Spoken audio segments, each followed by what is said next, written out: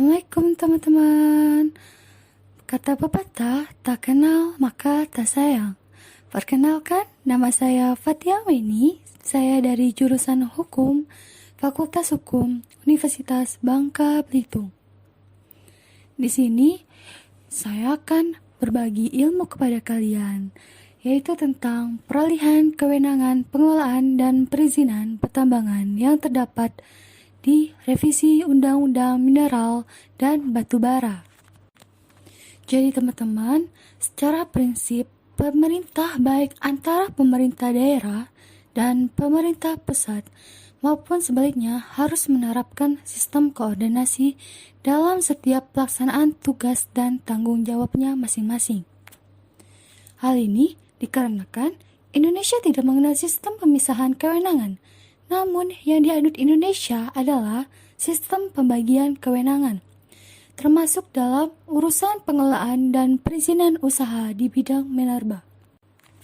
Namun, faktanya hari ini dengan adanya revisi terhadap Undang-Undang Minerba, rasanya sistem koordinasi dan pembagian kekuasaan tersebut sudah tidak lagi ada. Hal ini terlihat dari adanya peralihan pengelolaan dan perizinan pertambangan ke pemerintah pusat untuk mewujudkan nilai-nilai Pancasila dalam hal pengelolaan kekayaan alam non-hayati, yakni di sektor pertambangan subsektor minerba. Kekayaan tersebut merupakan karunia dan rahmatnya yang wajib dilestarikan dan dikembangkan agar tetap dapat menjadi sumber dan penunjang hidup bagi rakyat dan bangsa Indonesia, serta makhluk hidup lainnya demi kelangsungan dan peningkatan kualitas hidup itu sendiri.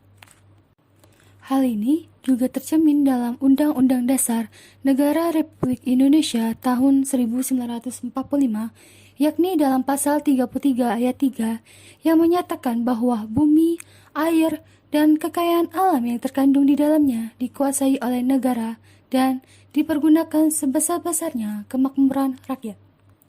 Secara yuridis, pengesahan revisi Undang-Undang Minerba yang pemerintah pada 12 Mei yang lalu dilakukan untuk menyelaraskan regulasi terkait seperti Undang-Undang Nomor 23 Tahun 2014 tentang pemerintah daerah yang menyerahkan kewenangan pengelolaan pertambangan dari kota atau kabupaten kepada pemerintah provinsi dan pusat. Selain itu, terkait penghapusan luas minimum wilayah izin usaha pertambangan atau WIUP, eksplorasi dan penetapan wilayah pertambangan oleh menteri setelah ditentukan gubernur.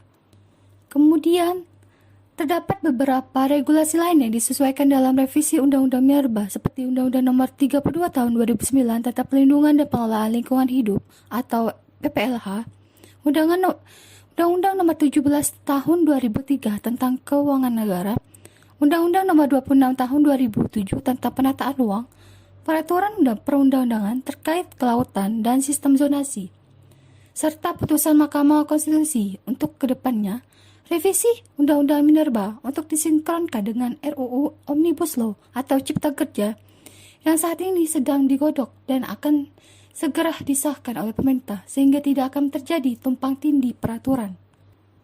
Pengelolaan dan perizinan usaha pertambangan yang terpusat bertujuan untuk memperbaiki kebijakan dan tata kelola pertambangan mineral dan batubara seperti meminimalisir penyalahgunaan pemberian izin ekologis yang seringkali diterbitkan semaunya. Langkah antisipasi kerusakan alam dan diharapkan dapat serta memudahkan pengawasan dari pusat atas pemanfaatan sumber daya alam di subsektor mineral dan batubara. Sentralisasi usaha pertambangan menunjukkan semangat debirokrasi atau penyederhanaan birokrasi agar usaha pertambangan menjadi lebih efektif dan efisien. Kondisi yang diciptakan oleh revisi Undang-Undang Minerba yakni memberikan angin segar bagi pelaku usaha atau investor, karena aturan mengenai pertambangan mineral dan batubara menjadi lebih fleksibel, sehingga tujuan pemerintah untuk menciptakan iklim investasi dapat terwujud. Sekian dari saya, semoga ilmu ini bermanfaat untuk kalian semua. Wassalamualaikum warahmatullahi wabarakatuh. Selamat ke podcast selanjutnya. Terima kasih.